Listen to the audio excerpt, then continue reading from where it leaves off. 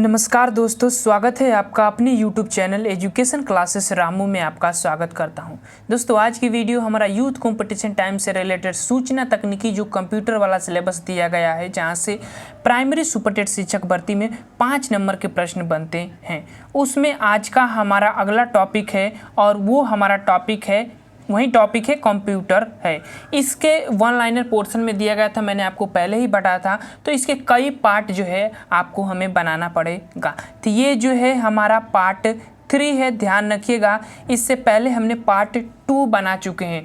Thumbnail में भी part 2 लिखा हुआ हूँ। हर कोई भी वीडियो होती है तो जिस वीडियो को अगर पार्ट वाइज बनता है तो उसमें थंबनेल में पार्ट लिखा रहता है। ध्यान से थंबनेल देखकर वीडियो आप देख लीजिएगा अगर आप प्राइमरी सुपरटेट शिक्षक भर्ती की तैयारी करते होंगे तो ये है हमारा पार्ट 3। इसके बाद एक और पार्ट 4 आएगा। ऐसे ही पार्ट जो है आते चलेंगे जब तक ये कंप्यूटर लेसन तीसरा कंप्यूटर वाला टॉपिक कवर ना हो जाए तब तक। तो बने रहिएगा वीडियो में। वीडियो पसंद आए तो लाइक शेयर सब्सक्राइब जरूर करिएगा। और शिक्षक भर्ती से रिलेटेड फ्री में नोट्स PDF आपको चाहिए तो इस टेलीग्राम चैनल पर चले जाइए, एजुकेशन क्लासेस रामू के नाम से। लिंक इस वीडियो के डिस्क्रिप्शन में दिया गया है, या इसी नाम से जाकर सर्च करिएगा, हमारा टेलीग्राम चैनल आपको मिल जाएगा।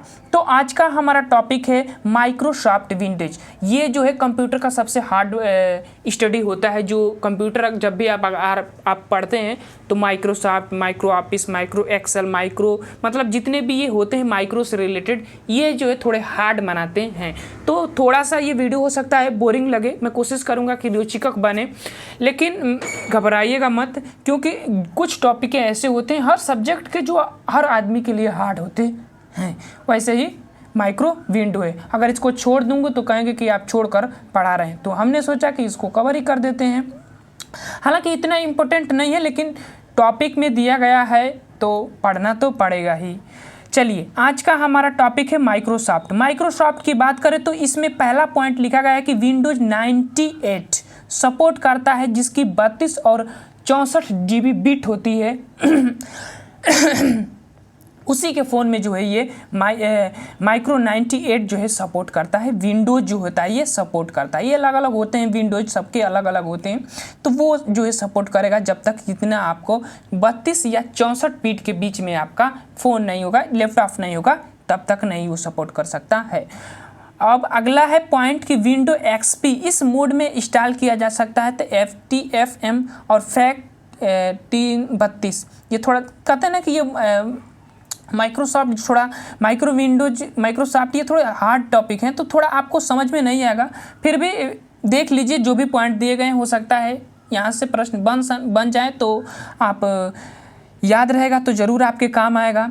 चलिए, अगला पॉइंट है कि जब एक कंप्यूटर में विंडोज 98 है XP इंस्टॉल होते हैं तो इसे कहते हैं ड्यूअल बूटिंग सिस्टम, उसको कहा जाता है ड्यूअल बूटिंग सिस्टम। जब आप 98 विंडोज इंस्टॉल किया जाता है आपके कंप्यूटर में तो, और आपको पता होगा कि ये जब से 32 बिट और 64 बिट के बीच में होना चाहिए, तो ध्यान रखिएगा 32 और 64 के बीच में आपका होना चाहिए कंप्यूटर। अगला है विंडोज XP के इंस्टॉल करते हैं तो रन इन एक्सेल फाइल का प्रयोग करते हैं। रन कमांड जो होता है रन इन एक्सेल फाइल का प्रयोग करते हैं जब आप इस विंडोज को इंस्टॉल करते हैं अपने लैपटॉप में। तो उसके बाद टैक्स बार के बाएं कोने पर एक बटन होता है, उसको स्टार्ट बटन कहा जाता है। टैक्स बार में हम बात कर रहे हैं। विंडोज के स्टार्ट बटन मेन्यू में होता है रन कमांड जो होता है, जो आपके कंप्यूटर को चालू करने का कार्य करता है।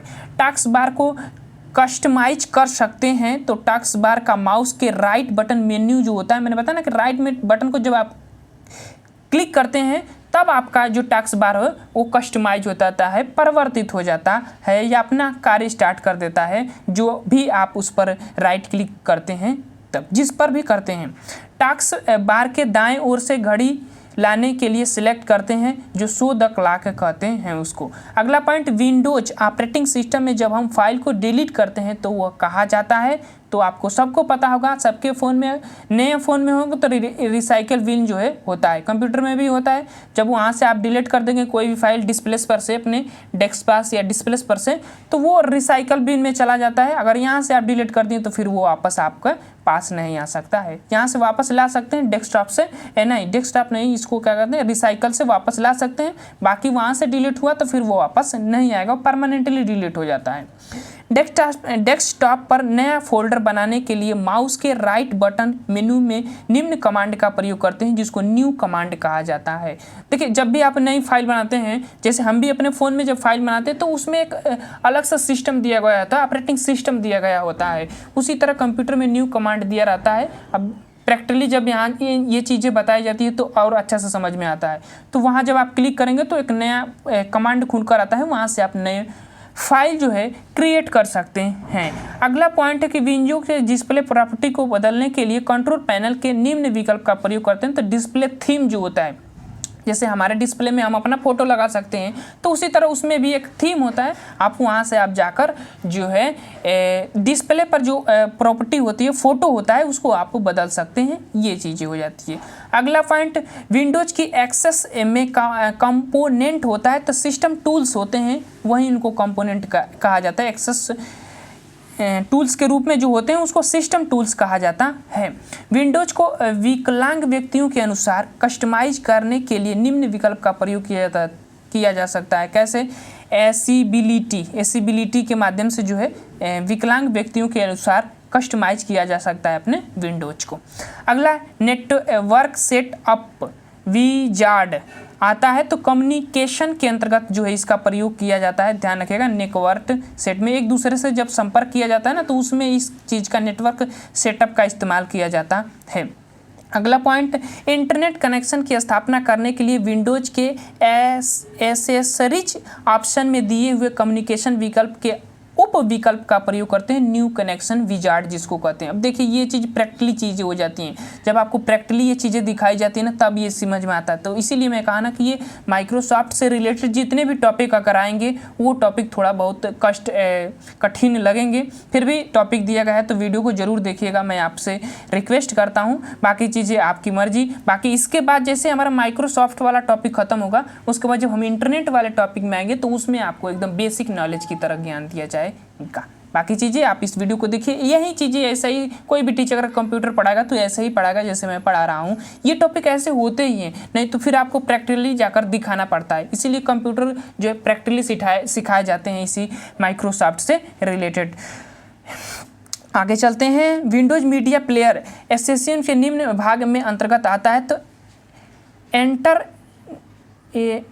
एंटरटेनमेंट आता है। देखिए, ये भी मुझे कुछ समझ में नहीं आ रहा है ये पॉइंट। VCD DVD में स्टोर फिल्म, जो फिल्म होती है उनको हम देखने के लिए किसका प्रयोग करते हैं, तो वीडियो मीडिया प्लेयर जो होता है, विंडोज मीडिया प्लेयर होता है, उसका प्रयोग करता है इस चीज़ों को देखने के लिए। इस चीज़ों में पहले क्या होता था, फिल्म इसमें आती थी, अब तो पेन ड्राइव में सब आ जाती हैं। बाकी चीज़ें अब पहले इसमें ही आती थी फिल्में। हार्ड डिस्क में स्टोर आवश्यकताएं फाइलों को कंप्यूटर स्वयं खोजकर हटा दे। इसके लिए सिस्टम टूल्स निम्नलिखित यूटिलिटी का प्रयोग करते हैं, जिसको डिस्क क्लीन अप कहा जाता है। मतलब कोई भी फाइल आपको नुकसान पहुंचा रही है, जैसे होता है ना कि कुछ वायरस के रूप में घुस जाते हैं, तो डिस्क क्लीन अप का प्रयोग करेंगे, आपका पूरा जो है डाटा लॉस हो जाएगा, समाप्त हो जाता है। जैसे कि हमने अभी कुछ समय पहले ही अपने फ़ोन का डाटा लॉस किया था, तो वही चीज़ का मैंने सेटिंग में गया, ऐप में जाने के बाद उस ऐप का जितने भी डाटा थे, मतलब जो डाटा पहले से उपयोग थे, उन डाटा को हमने लॉस कर दिया। तो फिर हमने अलग से सेटिंग करना पड़ा, क्योंकि सारा जो डाटा होता है वो लॉस हो जाता है, समाप्त हो जाता है। तो वही चीज़ यहाँ पर बताया गया है। जब भी आप ऐसा प्रयोग हो तो आप ऐसे ही करिएगा। जब भी मतलब कोई भी आप ऐप चला रहे हैं, मान लीजिए मैं ये जो वीडियो रिकॉर्ड कर रहा है ऐप, ये मैं चला रहा हूँ, तो इसमें कोई भी प्रॉब्लम होती है तो मैं इस डायरेक्टली ऐप को जाकर पूरा रीस्टोर करूँगा। रीस्टोर का मतलब क्लीन अप कर दूँगा, वहाँ से जितने भी वो डाटा पहले से इकट्ठा हो गए हैं वायरस के रूप में, फिर हमारा जो शुरू से उसको हमारा स्टार्ट हो जाता है। वही प्रक्रिया यहाँ पर होती है जो मैं आगे बताया था। रिसाइकल बिन में पुनः फाइल को वापस लेने के रीस्टोर किया जाता है, सबको पता है। विंडोज प्रयोग में कंप्यूटर में प्रोसेस होता है तो 8486। ये जो है ना, ये विंडोज में क्या होता है कि ये एक तरह का कॉलम होते हैं, मतलब इनकी संख्या कॉलम के रूप में ऐसे ऐसे होती है उस विंडोज में, उसी के आधार पर जो है ये कंप्यूटर विंडोज जो है कार्य करते हैं, प्रोसेस करते हैं। अगला पॉइंट है कि फाइल प्रबंधक इनपुट आउटपुट प्रबंधन और प्रोसेसिंग मैनेजमेंट प्रयुक्त होता है तो ऑपरेटिंग सिस्टम में। तो ध्यान रखिएगा, हर कंप्यूटर में ऑपरेटिंग सिस्टम होता है, उसी के आधार पर ये चीज़ें सभी फाइल प्रबंधन, इनपुट आउटपुट प्रबंधन, प्रोसेसिंग मैनेजमेंट सिस्टम, ये सभी ऑपरेटिंग सिस्टम में होते हैं, इन्हीं के माध्यम से होता है। अगर आपके पास ऑपरेटिंग सिस्टम नहीं तो कोई मतलब ही नहीं है आपके कंप्यूटर का। विंडो की डेस्कटॉप पर विभिन्न अनुप्रयोगों और डॉक्यूमेंट को दर्शाया जाता है तो आइकन द्वारा, जैसे हमने ये ऐप का एक अलग ही आइकन होता है, मेरे यूट्यूब का ऐप का एक अलग ही आइकन होता है, तो वो चीज़ें जो है दर्शाने का बात कर रहा है तो उसको एक तरह से अलग फाइल के रूप में दर्शाया जाता है, उसी को आइकन कहा जाता है जो आपके डेस्कटॉप पर दिखता है। समझ में आ रहा होगा ना।